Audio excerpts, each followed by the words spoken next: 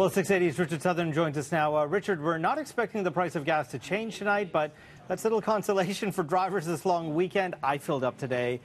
It has been painful, hasn't it? Yeah, what'd you pay? Do you remember? 138, I think, and I put mid-range gas in, so it was like almost 150. You might have that. Yeah, wow, that's not cheap. And we're hovering here about $1.39.9 is the average, Francis. As you say, not changing tonight, but the highest we paid in 4 years here at the long weekend. Why is gas so expensive? Roger McKnight's the gas expert at Enpro International.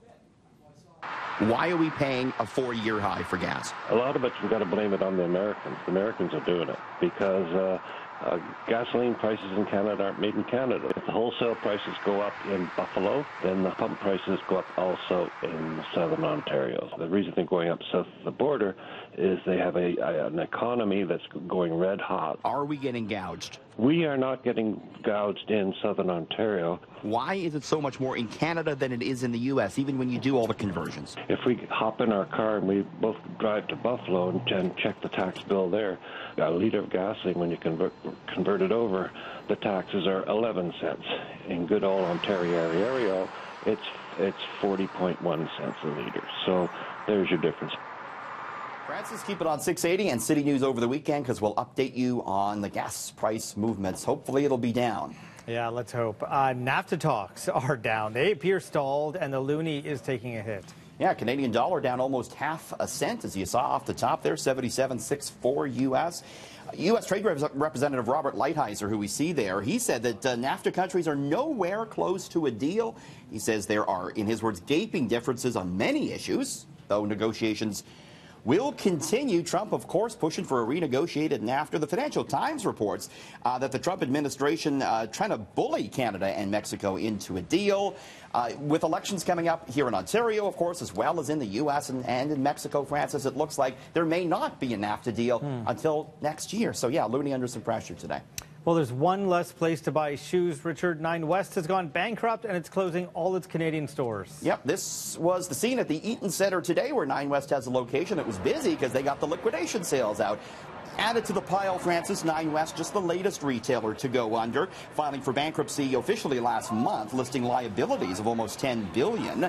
The shoe business in general facing a lot of headwinds from online retailers, from specialty retailers, but also it's the case that we're spending less on shoes than we used to, according to a number of reports. So all the Canadian 9 West stores, including that one in the Eaton Centre, liquidating, getting set to close for good, Francis. Well, there's been a lot of focus on the British royal family, you know, with that little royal wedding and all, just a couple hours away. The Queen is rich, Richard, but not as wealthy as we expect. No, maybe not. So, you know, they peg her net worth, Francis, at a cool £360 million. Oh, is that it? I hope she's okay. Hope she can get by. That's 625 million Canadian. So she has 3 main sources of income. There's the sovereign grant. That's the lump sum from the taxpayer. That was 42 million pounds last year. There's what's called the Duchy of Lancaster. This is a private estate and agricultural properties that the Queen owns. That brings in revenue. It made almost 20 million pounds last year.